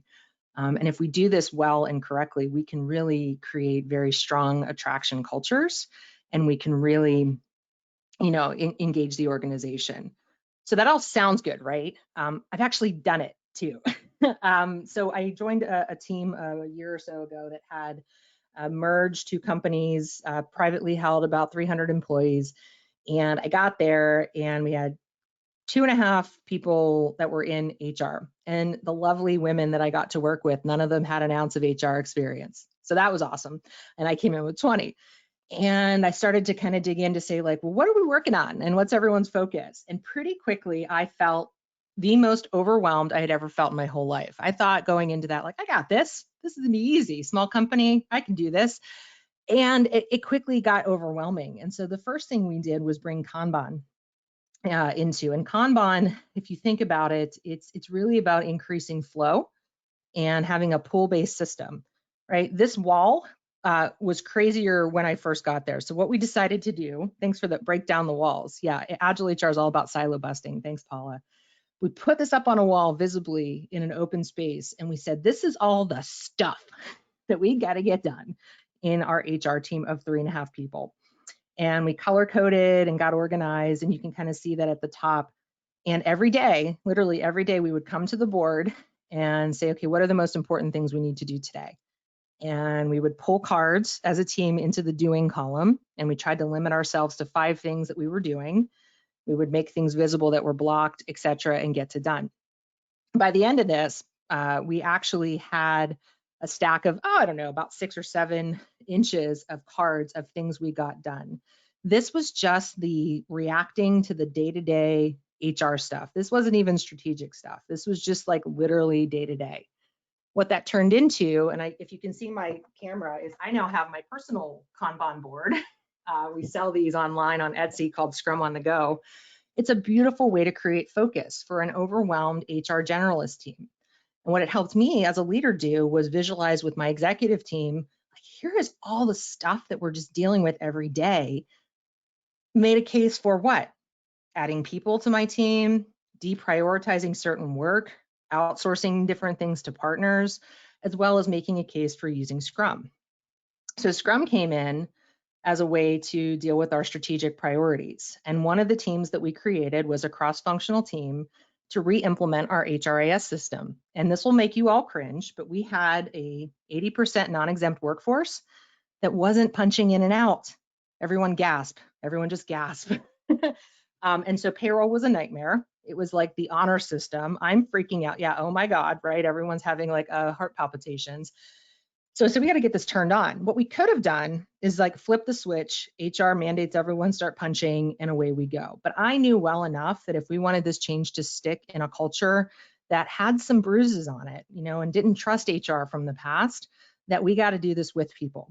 And we recruited a team of individual contributors and team leaders to help us not only put the features on in the system, but do the training, help communicate to their colleagues, and get this done. And every 2 weeks, we were turning on new features, getting people trained. And within a month and a half, we had the entire organization up and running. We were reporting, we changed our payroll process, and it was awesome. I won't tell you that it was easy, but it was awesome. And so there's ways to do this. We did it for engagement, recruiting process, and it was just a heck of a lot of fun. So because I want to be respectful of time, the so what, now what of all this is, one, if you're in an organization that's trying to become more agile or it's starting in IT, come in and partner, right? Get to know what's going on, because when someone comes to you and say, hey, we want to hire a Scrum Master, it would help if you knew what the heck that meant, right? So that you could also challenge them and say, geez, is this the right thing for our company? And oh, by the way, if in 30 minutes we don't realize how complex HR is, our customers demand value from us. And this is a way to be exceptionally strategic. I'm going to be offering some classes here in the fall around Scrum for HR. We also have a cohort starting next week on our Agile People certification, which I'll put in the chat for everyone. Would love to see some of you there. It's a 7-session program, but it's really about helping us not only think theoretically about these changes, but how to actually do it. And I just think personally, and I believe in this, I've kind of staked my whole career on it, is that we can do so much good with and for others by bringing these ways of work forward to our organizations. So with that, I'll say thank you. I'm going to go ahead and put this in the chat. If you want to learn more, please reach out. And I would love Shelley to kind of go through some of these questions, if that makes sense. Yeah, absolutely. We've got a few, Ooh. so it might feel like rapid fire, because this is just so good, so good. All right, so one thing is, you were talking about the team and the different representation. So Charlene would like to know, how did you pull, if I'm interpreting this, how did you pull the different teams, and were all teams represented when you did that? It's a great question. It was so, and again, none of this was easy, but it was fun. We ended up as an organization deciding initially we were going to go whole company. And so we were initially going to recruit volunteers, and we had this big conversation internally about how are we going to recruit volunteers and what's the criteria that we're looking for. That got overwhelming. So we initially started with one line of business first, and we still did the same recruitment process. So we invited that entire department, it was about 50 people, into a room, and we said, okay, we're looking for people who can, who've ever punched in and out. We want someone on the team who understands something about Fair Labor Standards Act, and we want someone who's been a manager, a team leader here or elsewhere, and someone who's written job descriptions. and we did a self-organization event where people raised their hands. They knew they were supported to do this outside of their day jobs. It wasn't their full-time focus, so that delayed our progress, right? The more you can create full-time stable teams, the better for delivery. But this one, they knew, I can dedicate a couple hours a week to this project, and we made that transparent. And then we did the same rinse and repeat for each line of business to then get everyone up and running. But Beautiful. with Scrum teams, it's very different. If you think about this too, Shelley, in the group, this is a internal talent development strategy too, right? Getting someone onto a team, they'll learn so much. They will learn so much. Next question. I would like to use Kabam approach, but I am the only HR in the population of 200 plus workforce. How can I use, whoops, it just scrolled. How can I use this approach to my advantage? Oh, Laura, it will help you so much. So first off, please call me and I will personally spend time with you. Just let's talk about it. But it's a way to, I have a colleague here in Pittsburgh. She's similarly a one-person HR shop, group of about 200 investors. And she's been using Kanban in her office to just visualize all the crazy, right? And just literally color-coded the wall of that's an ops thing, that's a payroll thing, that's a benefits thing. And then every day kind of not only making visible to herself, but others, like, here's everything that needs done. How do I limit my work in progress each day? So if I say I'm going to start with 5 things and until these 5 get done, I'm not pulling any more work in. It helps you create some focus, but also can say, hey, people that I'm working with, here's why it's not moving fast enough, or who can help me with this? Maybe I can start to delegate some of this, or quite frankly, it starts to help make your case maybe to let you hire some folks to help you. But it's a good visualization. But Laura, I'd love to talk more if you want to reach out. I would welcome the chance to help you bring Kanban forward. Is Scrum Master a certification like PMP? Oh, Charlene. Not necessarily. And it's funny, it's a debate, right? So PMI and PMP, they have started to move into the agile space. What has happened over the years is people thought it was just like PMP. Scrum Master is a servant leader and a coach on the team, and they are there to help primarily the teams master the use of the framework to increase their performance. A lot of project management responsibilities in Scrum shifts to the role of a product owner, and that's the person who has a total cost of ownership of the project, the delivery, the project. Scrum Master certifications, there's lots of them out there. I trained through Scrum.org and Scrum Inc. Those are the 2 organizations that are from the co-creators. It's different, and I actually coach a lot of PMPs who are making the shift. Sometimes what happens is people just think all the PMPs should be the Scrum Masters. Not exactly true. And there's more that I can say here, Charlene, on that, but it is different. And it is a very valuable certification. And I see the question about, do you need to have the background? No, yeah. I'm a Scrum Master. I'm a product owner certified. I teach this stuff. I've worked in systems, but I've never built a piece of software. And in fact, I'm going to teach with Jeff Sutherland, who's the co-creator of Scrum, in September. And he loves it, right? Because we're about Scrum the world, not just for IT. And that's really where business agility starts to come from. Beautiful. Another one, it might be the last one unless I see some additional questions come in. How can people get started on Scrum the easiest way, like simple forms, the fill in the blank, the board that you've got? I think you said you've got them on the website. I've seen some stuff from John Maskwell. I don't know if that you guys are one and the same, but help people get started. Yeah, I think it's the simple nature of just starting to, visualize your work is a great place to start. With Scrum, one of the things I would suggest is setting weekly goals, right? Create a focus for yourself or your team. Like, what are we going to try to get to done this week? Do a daily Scrum. Daily Scrum is a 15-minute get together. What did we get done in the last 24 hours? What are we doing the next 24 hours? Who's blocked? Who needs help? Help create focus. All my posters just fell down. Sorry about that. And also doing that retrospective, right? So you don't have to call it Scrum, but you can start to use some of the approaches to fight for focus, continuously retrospect to learn what is and isn't working. And then from there, I'm happy to talk more with anyone interested about going deeper to get certified. I'm going to be offering, like I said, a Scrum for HR class here in the fall that'll be a practical application for how to use it. And we'll see where it goes. Beautiful. I think that's it for you, Beth. Thank you so much for your time today. Everybody who's on, I encourage you to grab Beth's connection there. And I know that Beth's going to be sending out, just like the other speakers, follow-up information to you with any of their additional resources. So thank you again, Beth. And Sahara, back over to you for the final wrap today. Shelley. All right, I think we're good. Okay, so that does it for today. In front of you, you should be seeing an agenda for, well, not quite an agenda, but our speakers at least lined up for tomorrow. Today we did a employment law pre-con. Tomorrow it's going to be in the afternoon. So mark your calendars for that. We are going to kick off at 10 o'clock tomorrow morning with another coffees and convo. And as I mentioned this morning, because we just love alliteration, we're going to be doing coffee with Curtis specifically. Topic is going to be how are you incorporating analytics in employee engagement, or how are you playing a role? How is analytics playing a role in employee engagement? Excuse me. And then, as you can see, we've got how HR enables revenue and growth, design thinking, and then Curtis is actually right after his coffee and convo is going to moving from analysis to actions strategies for organizational growth. So looking forward to seeing all of you tomorrow. Thanks again for coming. You know, if you think that any of your team members might benefit from these sessions, registration is still open. It's going to be open throughout the week. So just if you want to spread the word, feel free to do so. People can still register and jump on for the rest of the conference. And with that, I'm going to say goodbye.